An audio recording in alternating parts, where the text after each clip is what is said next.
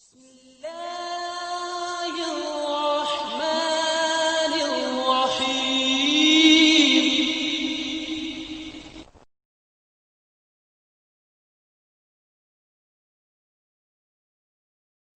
इश्रह ली सदरी वयस्सिर ली अमरी वहलुल उक़दतम मिन लिसानी यफ़क़हू क़ौली।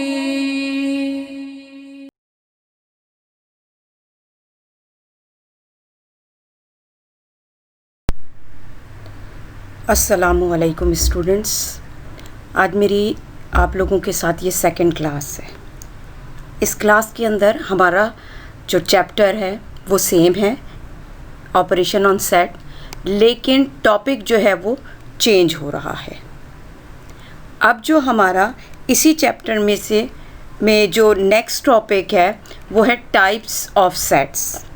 इससे पिछली क्लास में मैंने आप लोगों को जो है वो डिस्क्रिप्टिव फॉर्म, रिप्रेजेंटेशन मैंने आपको समझाई थी।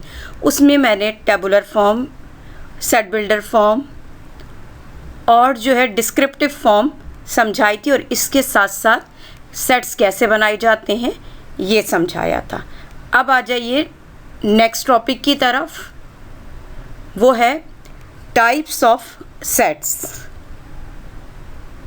इस टाइप्स ऑफ सेट के अंदर जो है वो हमें जो पर्टिकुलरली जो टाइप्स इस चैप्टर के अंदर, आपके सिलेबस के अंदर, आपकी बुक के अंदर जो दी गई हैं टाइप्स, हम उन तमाम टाइप्स को जो है वो एक के बाद एक जो है वो समझेंगे। सबसे पहली जो टाइप है वो यहाँ है एम्प्टी सेट। एम्प्टी सेट किसे कहते हैं? A set containing no element. It is denoted by this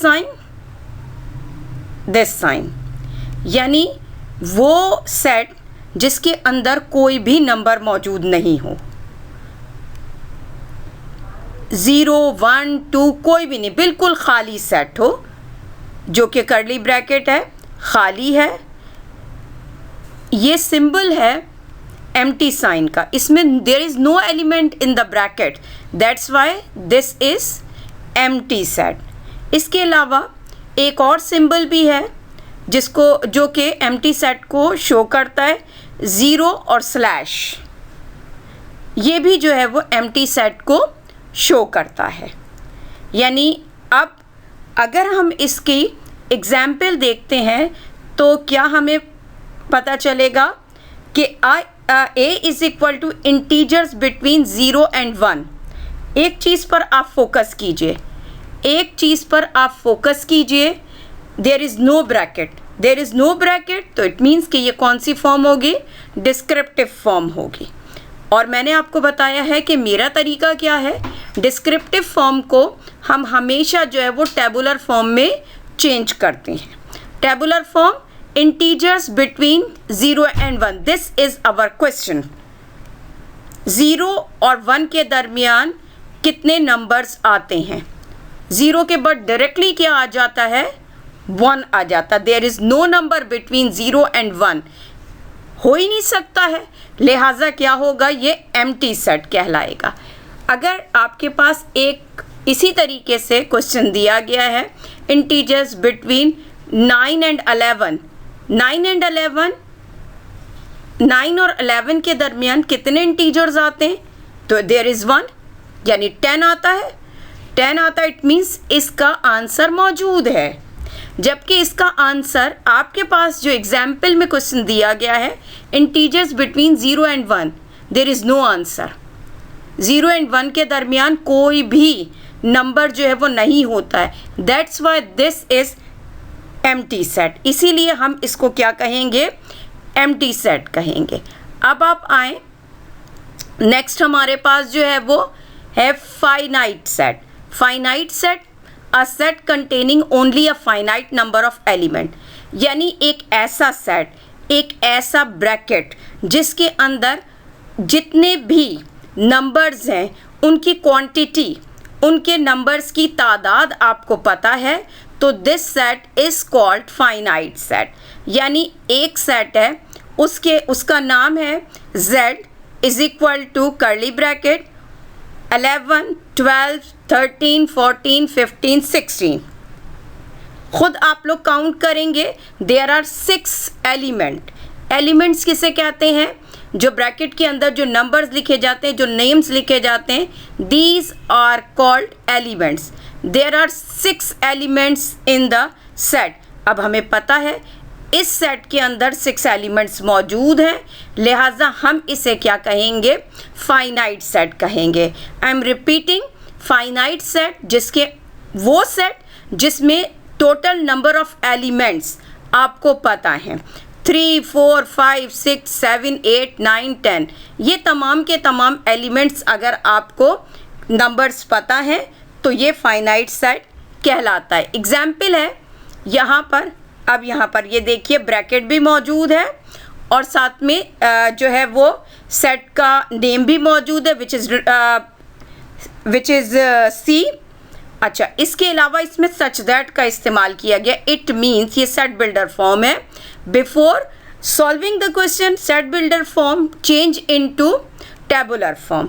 x such that x is a square numbers. अब सवाल को समझाना ज़रूरी है।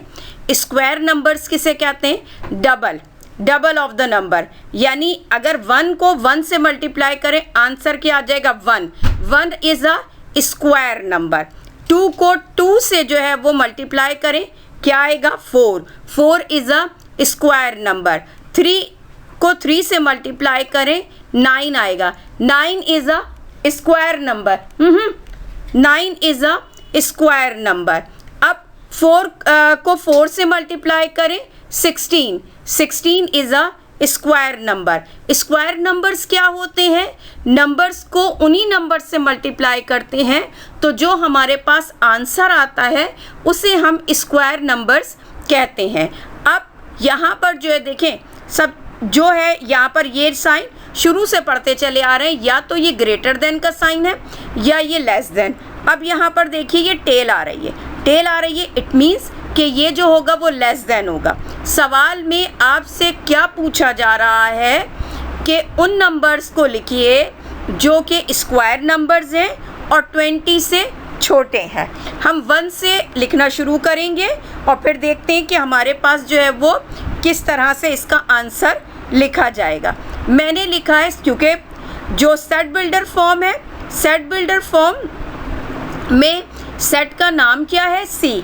मैंने अब जब इसको सॉल्व कर रही हूँ तो नाम मैंने वही रखा है C।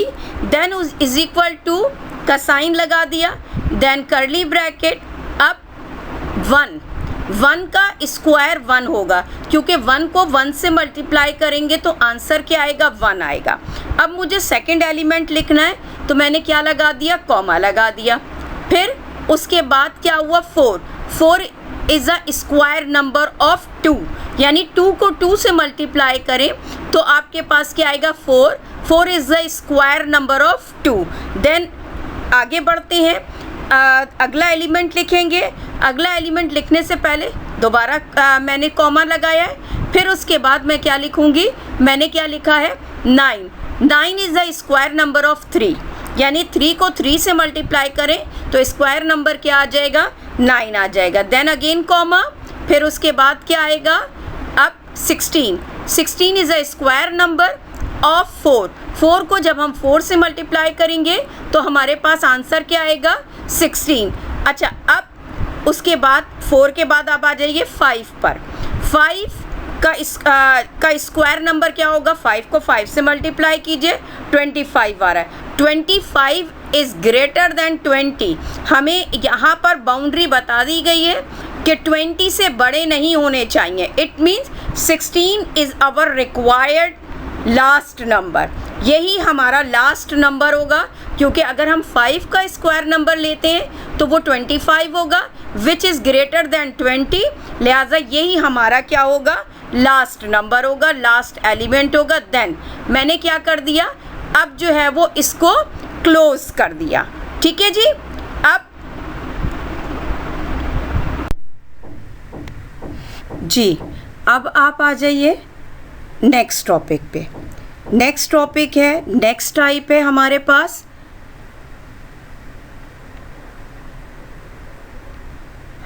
Infinite set. Infinite set opposite है किसका? फाइनाइट सेट का। फाइनाइट सेट में मैंने आप लोगों को क्या बताया कि जितने भी एलिमेंट्स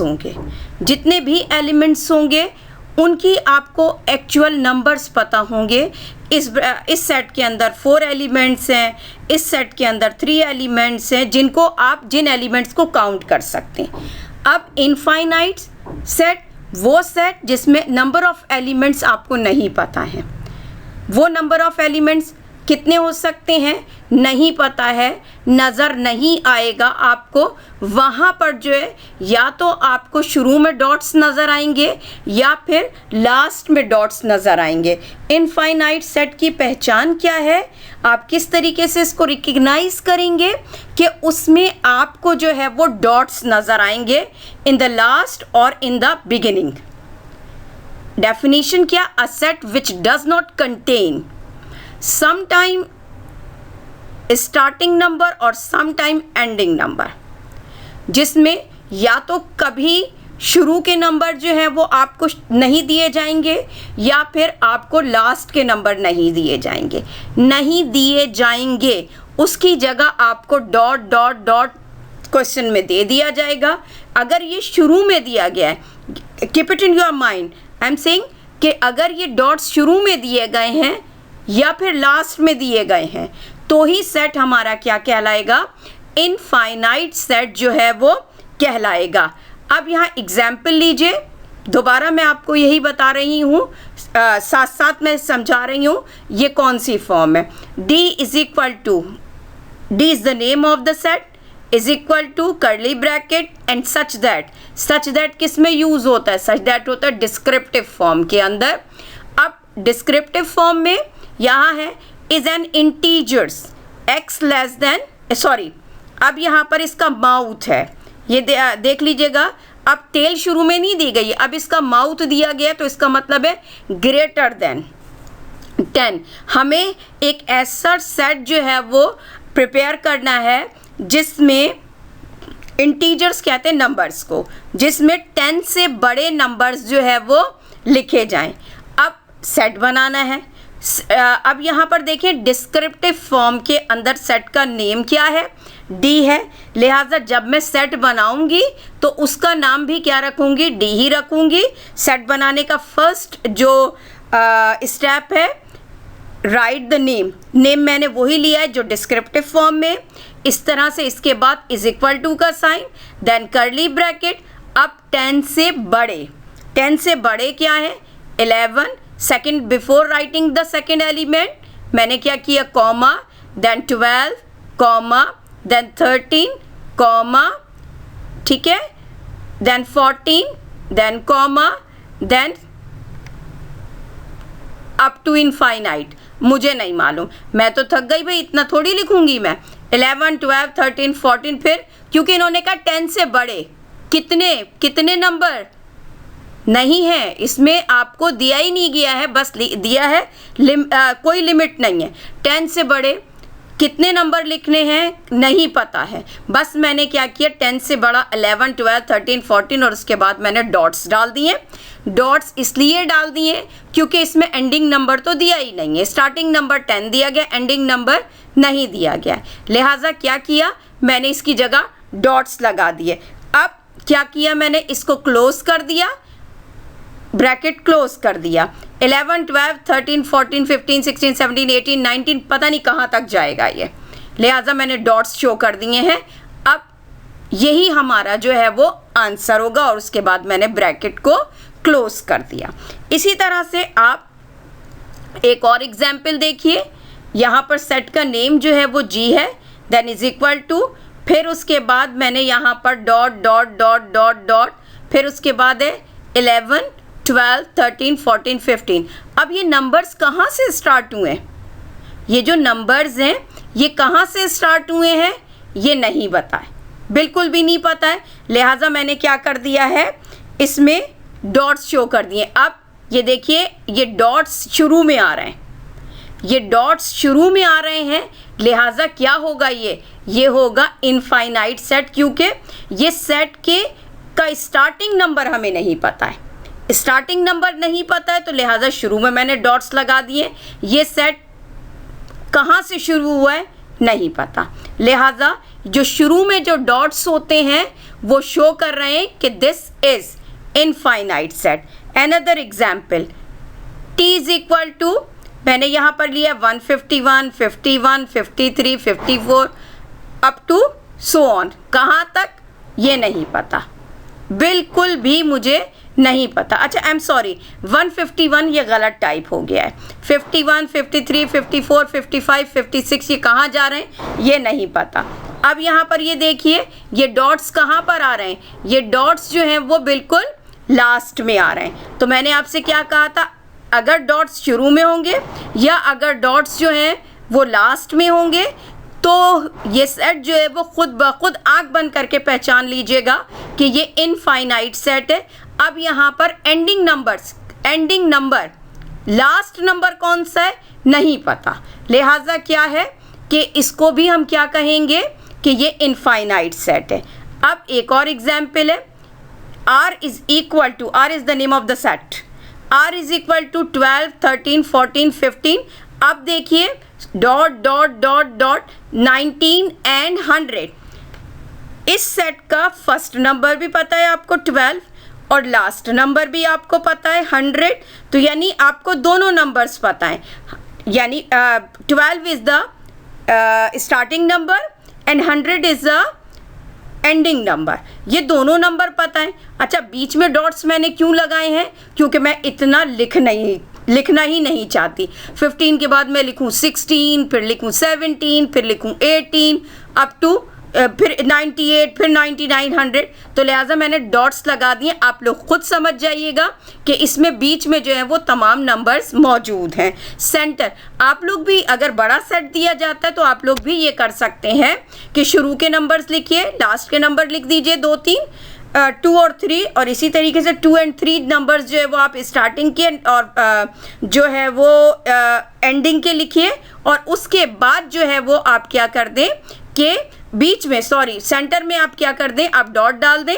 तो ये एक बिल्कुल सिंपल मेथड है, लेकिन ये सेट जो है वो क्या होगा, ये अब आप यहाँ पर ये देखिएगा, just because of these dots जो कि सेंटर में मौजूद हैं, और ये डॉट चूंकि सेंटर में मौजूद है और इसका इनिशियल नंबर भी आपको पता है और एंडिंग नंबर भी आपको पता है, लिहाजा this set is not infinite set, this set is finite set.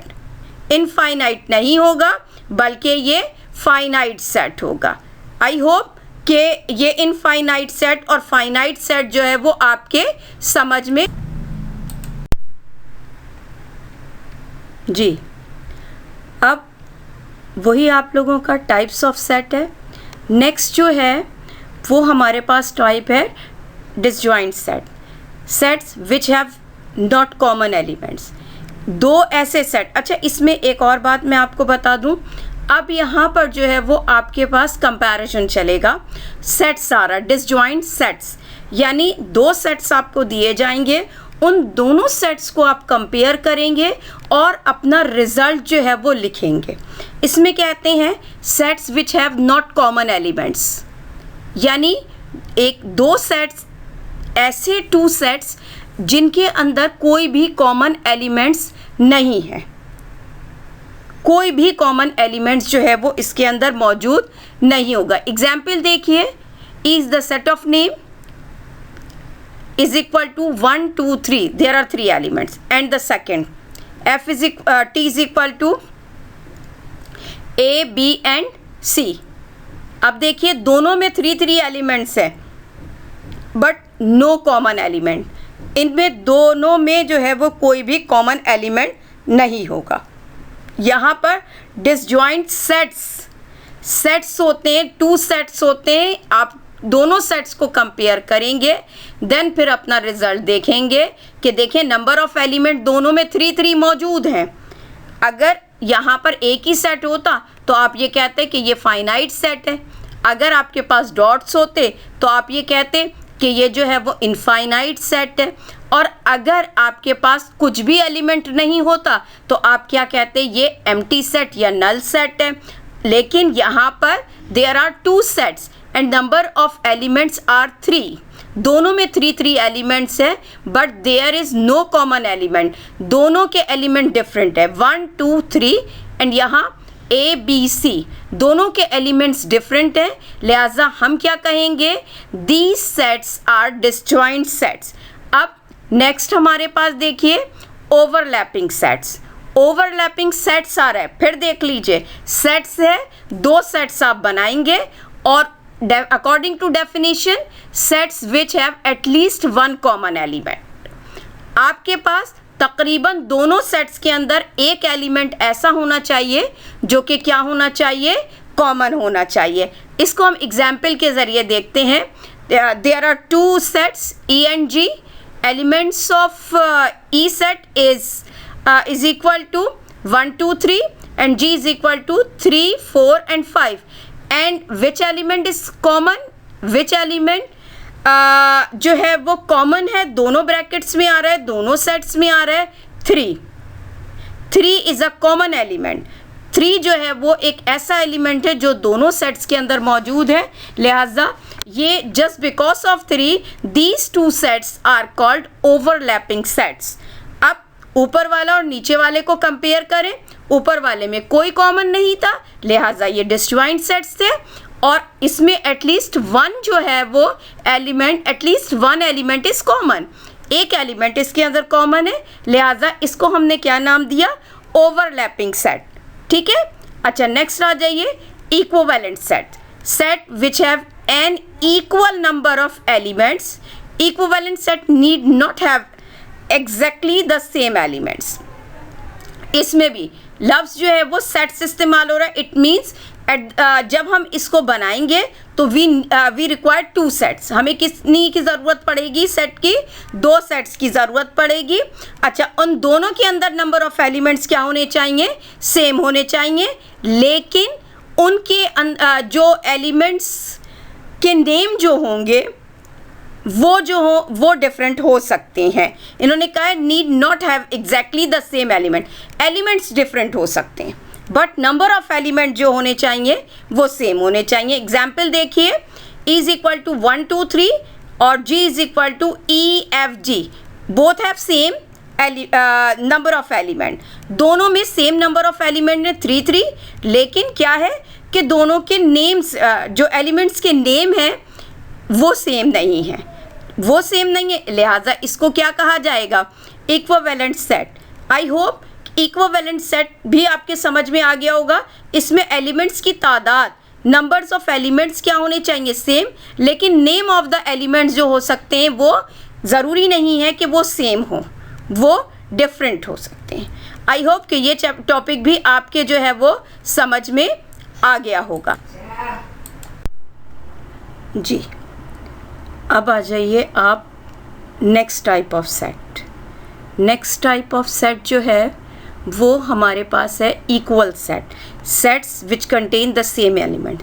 Number of elements तो सेम होंगे, लेकिन क्या होना चाहिए, इनके नंबर्स के साथ साथ जो है वो इनके नेम्स जो एलिमेंट्स के होने चाहिए वो भी क्या होने चाहिए, सेम होने चाहिए। अच्छा, एक और चीज़ मैं बता दूं, यहाँ पर भी वर्ड क्या इस्तेमाल हो रहा है, सेट्स इस्तेमाल हो रहा है। इसका मतलब ये कि यहाँ पर हमें 2 सेट्स की ज़रूरत पड़ेगी, 2 सेट्स हमें बनाने हैं। हम अब देखिए एग्जाम्पल है, E is equal to 1 2 3 K is equal to X such that X is a first 3 natural numbers. E is equal to comma use किया जा रहा है एलिमेंट्स के सेंटर में, दैट्स वाई ये हमारे पास टेबुलर फॉर्म है। दूसरी फॉर्म सच दैट दिया गया है, लिहाजा ये हमारे पास कौन सी फॉर्म होगी, सेट बिल्डर फॉर्म होगी।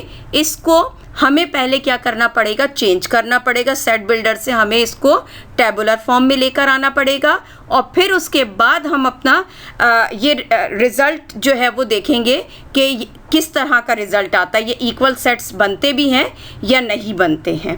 1 2 3 there is no need to change, it's already in tabular form. K is equal to हम अब बनाएंगे, जो सेट बनाएंगे उसका नाम भी जो है वो क्या ही रखा जाएगा, के ही लिया जाएगा। Then is equal to, then curly bracket.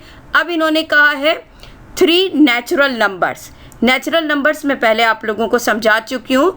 Bracket में वो नंबर्स जो कि 1 से स्टार्ट होते हैं वो क्या कहलाते हैं, नेचुरल नंबर्स कहलाते हैं। तो फर्स्ट नंबर क्या होगा, जस्ट बिकॉज ऑफ नेचुरल, वो क्या होगा 1, देन 2, 3। ये हमारे पास इन्होंने कहा था 3 नेचुरल नंबर्स चाहिए, लिहाजा ये 3 नेचुरल नंबर्स लिख दिए।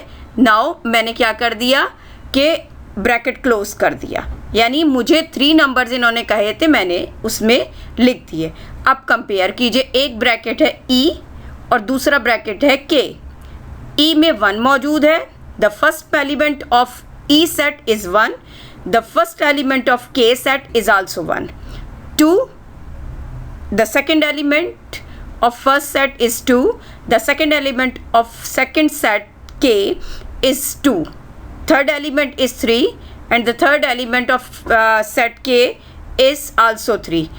दोनों ब्रैकेट्स क्या हैं, दोनों सेट्स क्या हैं, सेम है। समटाइम कभी ऐसा भी होगा इनका ऑर्डर चेंज हो जाएगा, 2 पहले आ जाएगा, 3 बाद में आ जाएगा। ये जो तरतीब चेंज होने को क्या कहते हैं, ऑर्डर चेंज होना। इनका ऑर्डर चेंज होगा, लेकिन ऑर्डर से परेशान मत हो, बिल्कुल परेशान नहीं होइएगा। बस देखें कि नंबर सेम होने चाहिए, एलिमेंट्स क्या होने चाहिए, सेम होने चाहिए। अगर एलिमेंट्स सेम हैं और नंबर भी सेम है, यानी अगर first set contain 3 element, second set contain also 3 element और elements are same, that's why these two sets are called equal set। अब आ जाइए, नेक्स्ट है यूनिवर्सल सेट, जिसकी आपको आगे तक ज़रूरत पड़ेगी। इसको बनाना आपको आना चाहिए, ये मैट्रिक तक जो है वो इस यूनिवर्सल सेट की आपको ज़रूरत पड़ती रहेगी। A set which contain all the set under consideration, it is denoted bye you. एक ऐसा बड़ा सा सेट, बड़ा सेट होना चाहिए, उसमें 10 नंबर्स भी आ सकते हैं, 20 नंबर्स भी आ सकते हैं, बड़ा सा सेट है। और उसके नीचे अगर आपको 2 सेट्स दिए गए हैं, 2, 3, 4 सेट्स दिए हैं, अगर if you have 2 sets, the elements of these 2 sets, यानी ये एलिमेंट्स जो होने चाहिए, ये जो नंबर्स होने चाहिए 2 सेट्स के, वो यूनिवर्सल सेट पे मौजूद होने चाहिए। अगर 3 सेट्स नीचे दिए गए हैं तो ये 3 सेट्स जो है के जो एलिमेंट्स हैं वो 3 के 3 सेट्स के एलिमेंट्स कहाँ पर मौजूद होने चाहिए, यूनिवर्सल सेट। यूनिवर्सल सेट एक बड़ा सेट होता है जिसमें जो रिमेनिंग जो बाकी के जो जितने भी सेट होते हैं उन तमाम सेट्स के एलिमेंट इस यूनिवर्सल सेट के अंदर जो है वो मौजूद होते हैं। और इसको हम किस साइन से शो करते हैं, कैपिटल यू से शो किया जाता है इसको, ठीक है जी। अच्छा, अब देख लीजिए example, U is equal two month of the year. फिर मैं आपको एक दफ़ा और रिपीट करवा रही हूँ कि ब्रैकेट मौजूद नहीं है, लिहाजा ये कौन सी फॉर्म होगी, ये है डिस्क्रिप्टिव फॉर्म। इसको आपको क्या करना पड़ेगा, टेबुलर फॉर्म में चेंज करना पड़ेगा, यानी बाकायदा तौर पर आपको मंथ्स के नाम लिखने पड़ेंगे।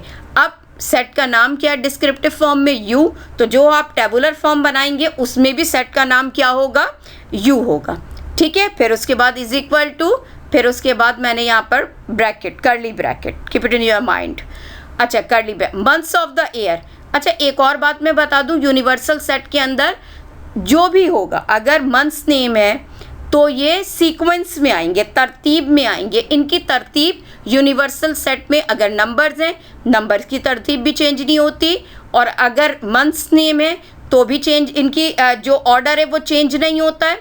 अगर आपके पास वीक नेम है तो भी जो है वो आपके पास ऑर्डर चेंज नहीं होगा। इन्होंने कहा months name, the first month of the year is January, then comma February, comma March, comma April, comma May, comma June, comma July, comma August, comma September comma October comma November comma December close. This is the last month of the year. Close, तो मैंने यहाँ पर curly bracket लगा के इसको close कर दिया। अब ये तो हो गया यूनिवर्सल। अब इसके नीचे अगर आपके पास यहाँ पर देखिए दो सेट्स आ रहे हैं, एक है ए और दूसरा है बी। ए के एलिमेंट्स क्या हैं? जनवरी, जून एंड जुलाई। बी के एलिमेंट्स क्या हैं? अप्रैल एंड अगस्त। अब देखिए जनवरी, जून एंड जुलाई, ये तमाम तीनों मंथ्स नेम जो है वो यूनिवर्सल सेट में मौजूद हैं। जी हाँ, बिल्कुल हैंगे मौजूद। अप्रैल एंड अगस्त भी है, ये भी दोनों मंथ्स नेम जो हैं वो आपके पास मौजूद है। इट मीन्स कि ये यूनिवर्सल सेट के जो नीचे जो सेट्स दिए गए थे, इन सेट्स के तमाम एलिमेंट्स यूनिवर्सल सेट के अंदर मौजूद हैं। अब ये बात ख्याल रखिएगा इस चीज़ का, यूनिवर्सल सेट जब भी आप बनाएंगे सीक्वेंस में बनाएंगे, ठीक है। और अगर नीचे जो दो सेट्स दिए गए उन दोनों या 3 सेट्स दिए, 4 सेट्स दिए, ये तमाम के तमाम सेट्स जो होंगे वो इसके एलिमेंट्स जो होंगे वो यूनिवर्सल सेट के अंदर मौजूद होना चाहिए। जी, अब आ जाइए आप लास्ट डेफिनेशन की तरफ। क्या है? Subset, a set that is fully contained in a bigger set. एक ऐसा सेट जिसके अंदर जिसके तमाम के तमाम एलिमेंट्स होने चाहिए कहाँ पर? दूसरे बड़े सेट के अंदर मौजूद होना चाहिए। ये जो बड़ा सेट होगा ये सुपर सेट कहलाएगा, ठीक है। इसको इस तरह से नहीं समझ में आएगा, आपके पास एग्जाम्पल के ज़रिए देखिए। एग्जाम्पल क्या है? a इज इक्वल टू 2 4 6 और b is equal to 2 3 4 5 6 and 7। यानी छोटा सेट कौन सा है? a है, और बड़ा सेट इसमें कौन सा है? b है। अब इसमें भी आपने क्या करना है कि देखना है जो छोटे सेट के तमाम एलिमेंट्स जो होंगे वो किस में मौजूद होने चाहिए? बड़े सेट में। अब देखिए 2 मौजूद है, जी हाँ मौजूद है, 4 भी मौजूद है एंड 6 भी मौजूद है। तो हम ये कह सकते हैं कि A is a subset of B, यानी A के तमाम एलिमेंट्स कहाँ पर मौजूद हैं? B के अंदर जो है वो मौजूद हैं। अब देखिए इसको लिखा कैसे जाएगा? आप A एंड B, आपने क्या किया? A एंड B लिख दिया और उसके बाद जो है वो आपने क्या किया? सिंबल। ये देखिए, ये अब आपके पास ये सिंबल नज़र आ रही है जो लेटा हुआ U, इसको हम क्या कहते हैं? सबसेट का। ये सिंबल किस चीज़ का है? सबसेट का है। और एक और चीज़, अच्छा अब यहाँ पर देखिए इसी तरह की एक और सिंबल यहाँ पर नज़र आ रही है। अब ये देखें दोनों की डायरेक्शन चेंज है, दोनों की डायरेक्शन चेंज है। पहले मैं फर्स्ट आपको समझाती हूँ। इसमें जब भी आप लिखेंगे जो स्मॉल सेट होगा, वो सेट जिसमें एलिमेंट्स की तादाद कम होगी उसे हम पहले लिखते हैं, और वो सेट जिसमें एलिमेंट की तादाद जो होती है वो ज़्यादा होती है उसे हम बाद में लिखते हैं, ठीक है।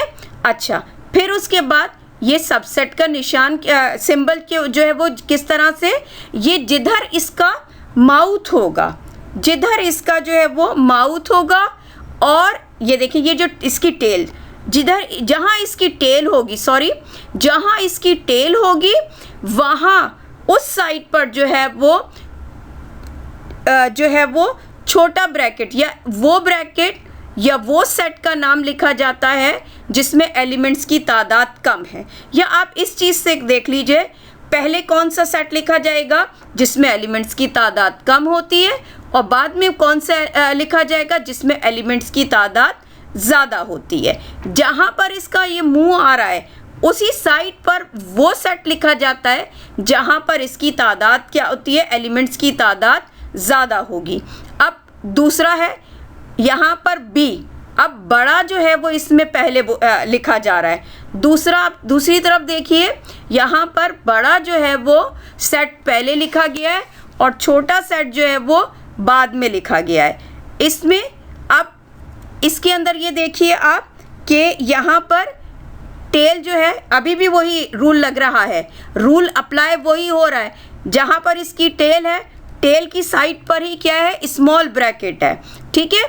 अब लेकिन क्या है, एक रूल होता है, इस अकॉर्डिंग टू रूल पहले स्मॉल ब्रैकेट, फिर उसके बाद जो है वो बिग ब्रैकेट, ठीक है, और उसके बाद स्मॉल ब्रैकेट की साइड पर जो है वो सिंबल की टेल आएगी। अब देखिए यहाँ पर क्या हो रहा है, अब यहाँ सबसेट नहीं है, ये सबसेट नहीं है, बल्कि क्या है, फर्स्ट जो है जहाँ पर रूल अप्लाई हो रहा है, A is a subset of B. यहाँ पर जो है वो थोड़ा सा डिफरेंट केस है, यहाँ पर बड़ा सेट जो होगा वो पहले है और जो स्मॉल सेट जो है वो कहाँ है, बाद में है। लेकिन अब इसको पढ़ा डिफरेंट जाएगा। अब यहाँ पर बी जो है ये सुपर सेट कहलाएगा। बी, अगर बी बड़ा सेट शुरू में लिखा है तो हम पढ़ते डिफरेंट है, B is a super set of A, B is a super set of A. लिखा किस तरह से जाएगा, वही उस सिंबल को चेंज कर दिया जाएगा। सिंबल किस तरह से चेंज किया जाएगा, जहाँ पर टेल है वहाँ पर स्मॉल ब्रैकेट लिखा जाएगा, स्मॉल सेट लिखा जाएगा, और जहाँ पर इसका माउथ है उस साइड पर जो है सुपर सेट लिखा जाएगा। अगर आपसे कहा जाए सुपर सेट बनाइए तो सुपर सेट में क्या होता है, पहले जो है वो बिगर सेट लिखा जाता है, फिर उसके बाद स्मॉलर सेट लिखा जाता है। सब सेट में क्या होता है, पहले स्मॉलर लिखा जाता है, फिर बिगर लिखा जाता है, लेकिन स्मॉलर की साइड पर भी सिंबल इस तरह से लिखा जाएगा कि टेल जो होगी स्मॉलर की तरफ आएगी। आई होप ये तमाम टॉपिक्स आपको समझ में आ गए होंगे। अच्छा, अब एक और इम्पॉर्टेंट बात, ये जितने भी टॉपिक्स आपको अभी समझाए गए, बताए गए, ये तमाम टॉपिक्स जो है वो डेफिनेशन वाइज आपको अपनी कॉपी में करना है। I am repeating my sentence कि जो है वो तमाम काम आपको ये वाला डेफिनेशन का ये आपको कॉपी में करना है। ब्लैक पॉइंटर जो है वो हेडिंग के लिए इस्तेमाल करेंगे, और ब्लू जो है वो आप और जो पेंसिल है वो आप जो है वो उसकी डेफिनेशंस के लिए इस्तेमाल करेंगे। यहाँ पर मैं अपना टॉपिक जो है वो क्लोज कर रही हूँ। इंशाल्लाह ताला नेक्स्ट जो क्लास होगी उसमें मैं मज़ीद जो है वो आपको इसी ऑपरेशन ऑन सेट का जो है वो तीसरी हेडिंग जो है वो समझाऊंगी।